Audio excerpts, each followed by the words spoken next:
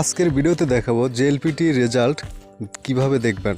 JLPT result দেখার জন্য সরাসরি গুগল ক্রোম যে ব্রাউজারটি আছে এর মধ্যে প্রবেশ করুন। এরপর এখানে লিখুন JLPT result, exam result July 2022 বা আপনার যে বছর বা সাল সেটি লিখুন। এরপরে এখানে দেখুন https://www.jlpt.jp রেজাল্ট অনলাইন, এই যে ওয়েবসাইটটি, এটির মধ্যে এখানে ক্লিক করুন। এরপর বাংলাদেশ ইন্ডিয়ার রেজাল্ট দেখার জন্য এই যে আদার্স কান্ট্রিজ, এই আদার্স কান্ট্রিজে এখানে ক্লিক করুন। এরপর নিচের দিকে স্ক্রল ডাউন করে যাবেন, সি ইউর রেজাল্ট, এই যে দেখতে পাচ্ছেন, এখানে ক্লিক করুন।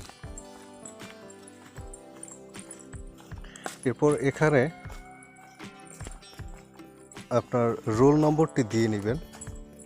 আমি আমার রোল নম্বরটি দিয়ে নিচ্ছি।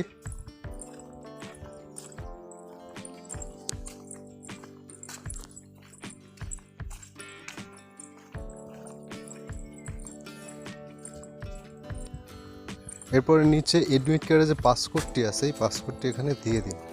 আমি আমার পাসপোর্টটি দিয়ে দিচ্ছি।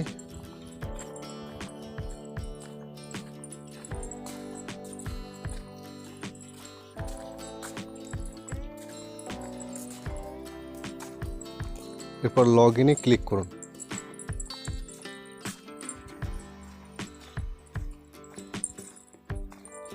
দেখুন এখানে রেজাল্টটি নট পাস, অর্থাৎ এই রেজাল্টটি আসছে।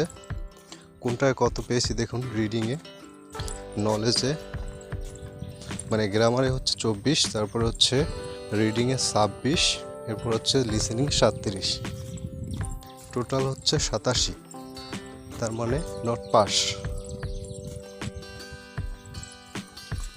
N3-তে মূলত 95-তে পাস, এখানে আসছে 87, তার মানে নট পাস। এইভাবেই আপনি জেএলপিটির রেজাল্ট দেখতে পারবেন খুব সহজে। আজকের ভিডিওটি ভালো লাগলে লাইক দিন, শেয়ার করুন, সাবস্ক্রাইব করে আমাদের সাথে থাকুন। ধন্যবাদ।